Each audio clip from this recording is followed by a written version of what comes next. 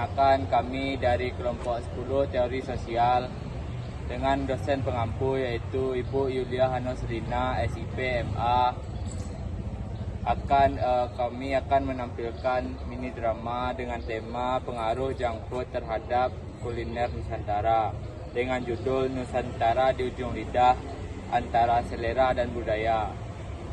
Selamat menyaksikan. Pose with the fans.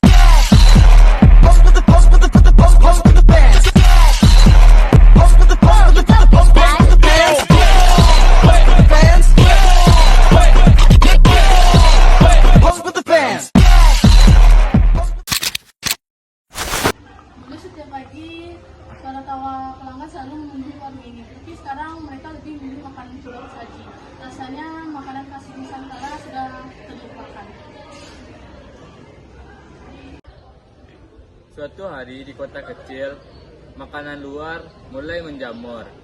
Warung-warung tradisional mulai sepi. Contohnya warung Bu Sari.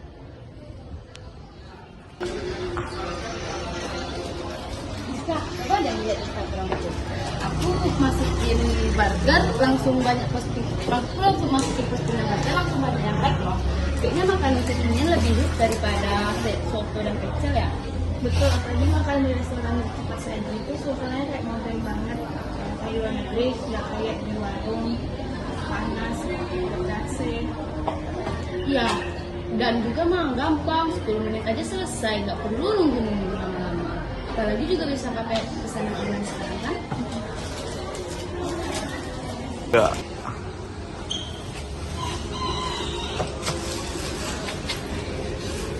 Kalian lupa ya, makanan Nusantara itu lebih dari sekedar makanan. Ini bagian dari jati diri kita. Kalau semua orang makan junk food, nanti makanan tradisional bisa punah. Iya kayak zaman sekarang siapa sih yang masih kepikiran makan pecel? Kalau semua berpikir kayak gitu, nanti anak cucu kita nggak akan kenal makanan dari nenek moyang. Nggak cuma soal rasa, ini bagian dari identitas bangsa loh. Tapi makanan luar itu praktis, serba instan, cocok buat gaya hidup cepat sekarang loh.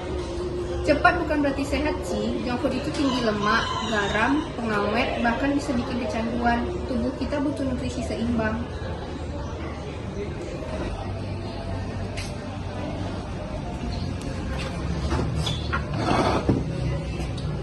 Anak-anak, dari tadi Bapak mendengar kalian membahas tentang makanan.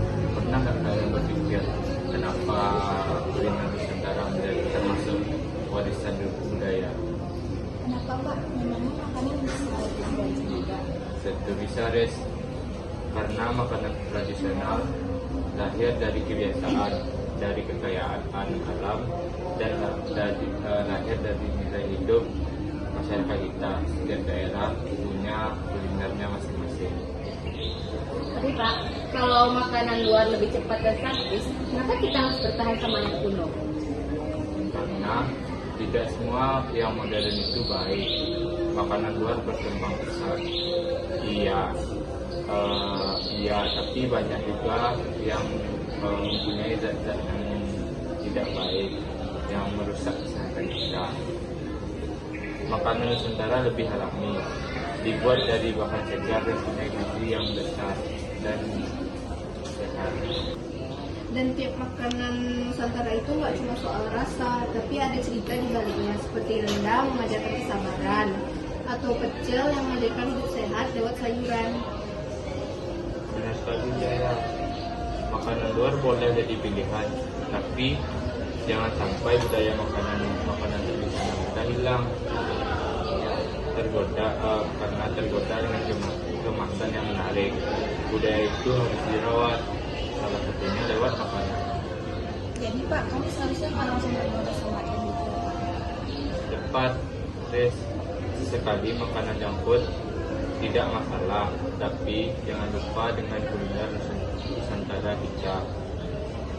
Apalagi Indonesia kaya akan rempah, sayuran, hingga bumbu-bumbu yang tidak dimiliki oleh negara lain.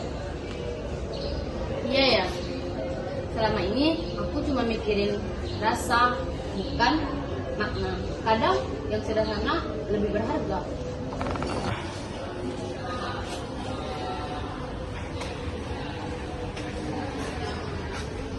Ibu senang mendengar kalian bicara seperti ini. Makanan tradisional adalah cara kita mengenang dan menjaga warisan dari nenek moyang. Setiap suapan itu punya cerita, bukan hanya sekedar rasa. Ayo kita buktikan kalau anak muda juga bisa bangga dengan makanan Nusantara.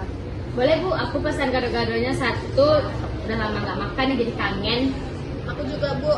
Pesan minum es dawetnya satu. Karena kalau misalnya minum soda terus bisa bawaannya diabetes. Nah, itu baru namanya generasi cerdas, bangga dengan budaya sendiri dan bijak dalam memilih. Hari itu, mereka belajar bahwa makanan bukan hanya soal kenyang, bukan hanya tren, tapi cermin dari budaya, kesehatan, dan jati diri bangsa. Junk food boleh dinikmati, tapi makanan Nusantara harus selalu dicintai. Tamat.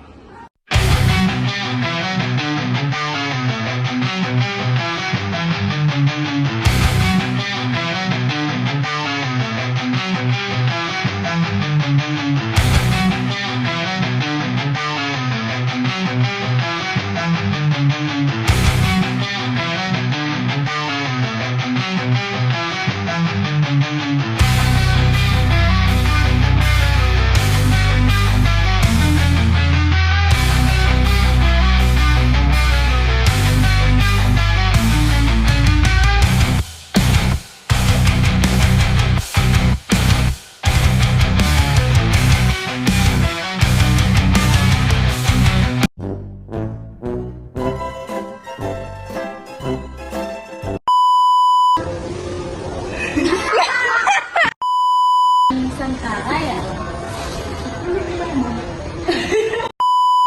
Cocok buat hidup cepet.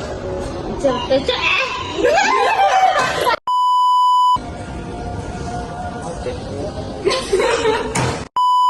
Makanan dari Nusantara.